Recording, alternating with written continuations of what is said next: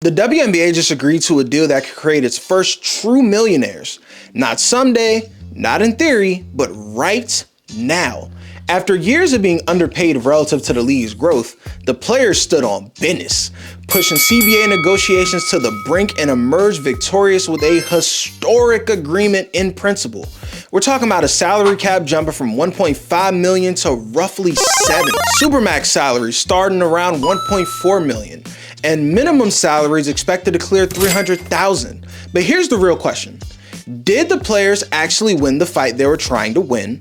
Or did the league just agree to higher pay while still keeping control of the system? Because this goes deeper than money. At its core, it's about who controls the money and how the money is defined, counted, and shared.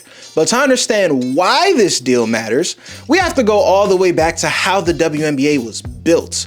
Because the system the players just challenged was never built for the league we see today. Welcome to WNBA, the birth of a league. When the WNBA launched in 1997, profit sharing wasn't even fathomable. They were just trying to survive. The league started with 8 teams, backed by the NBA, trying to prove that women's pro basketball could last in the US. After years of putting belts to the hind parts of countries worldwide, in the Olympics by the way, a trend that still continues today. But back to the subject at hand. The model at the beginning of the league was simple. Control costs, limit risk, stay alive.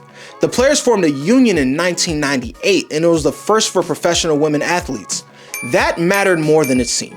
Because even if early deals couldn't bring big paydays, they could build leverage. In 2003, the league introduced a salary cap.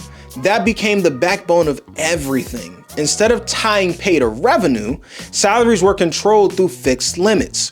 Great for the owners because that meant stability, bad for the players because that meant a ceiling. If the league grew faster than expected, which it did, salaries wouldn't follow. At first, that didn't matter, but eventually it did.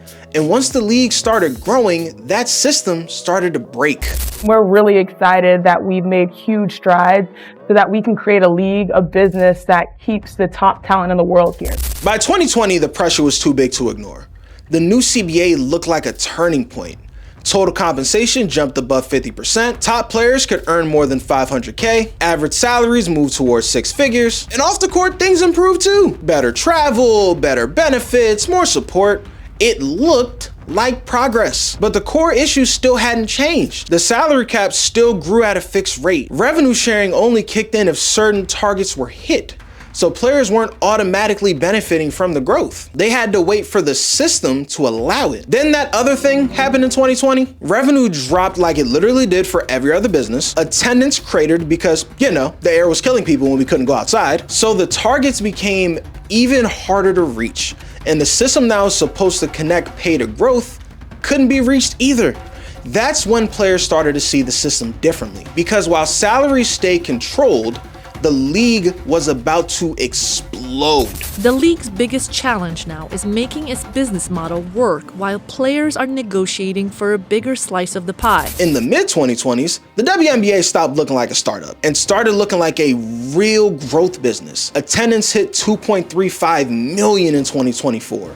Viewership jumped. Stars like Aja Wilson, Angel Reese, and Caitlin Clark became cultural figures. Then came the biggest shift. A new media rights deal. Starting in 2026, the league's broadcast deal is worth around $200 million per year, a massive jump from the previous deal, roughly 6 times as much depending on your source. Then expansion came. The Golden State Valkyrie joined in 2025, the Toronto Tempo and the Portland Fire are coming next, and expansion fees hit around $250 million per team. That's not startup money. That's major league money. Add in outside investors, rising franchise values, brand partnerships, and it's clear. The league entered a brand new financial era, and the players took notice. So the question became unavoidable. Are players getting paid for this growth, or are they getting left behind? Year after year, the only thing that remains consistent is the lack of accountability from our leaders. At the center of this negotiation was one idea, one that we asked in the very first minute of this video. How do you define revenue? Because that definition decides everything. Players wanted to define it as gross revenue. That's every cent that comes in, media deals, tickets, sponsorships, you name it. And then they not only wanted their cut, but they wanted transparency so they could see how big that cut was supposed to be. That's the real battle. Not how much money there is, but who gets to decide what counts. And while that fight was happening, players already had another way of getting paid. I'll be okay on my own. Now that I'm leaving home. For years, players had one solution: leave every offseason. Top players went overseas and got paid. Breanna Stewart reportedly made $1.5 million overseas in one season. At the same time, her WNBA salary was under $250K. Sue Bird says she made her WNBA salary 10 times over abroad. That wasn't even optional.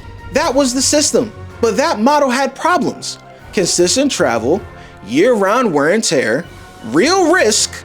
But then came a new option: Unrivaled, a new 3-on-3 basketball league started in part by Lynx star Nafisha Collier and the aforementioned Breanna Stewart. The domestic Winter League reportedly brought in over $27 million in its first season, paying players around $200K in a shorter window. That changed everything. Players didn't have to choose between being underpaid or leaving the country.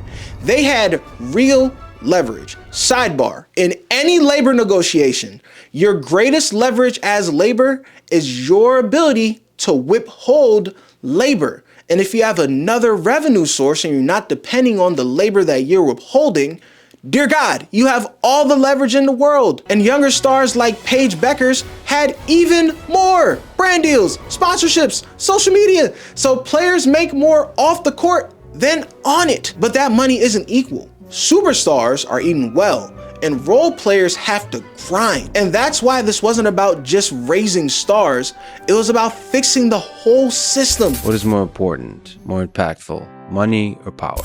On paper, this looks like a massive win. The money is real, the jump is real, and for the first time, WNBA players are getting paid like a growing league, not a struggling one. But here's the part that matters: the system didn't disappear, it just got more expensive. The league still controls how revenue is defined, what counts, what doesn't, and how future growth gets split. So yes, the players won money, which is great, but the real question is, did they win power? Because if the league keeps growing and players still don't fully control how that growth is shared, then this isn't the finish line. It's just a really good first step. And if that's the case, this deal won't be remembered for the money, it'll be remembered for starting a fight that still is not over. Thank you so much for watching.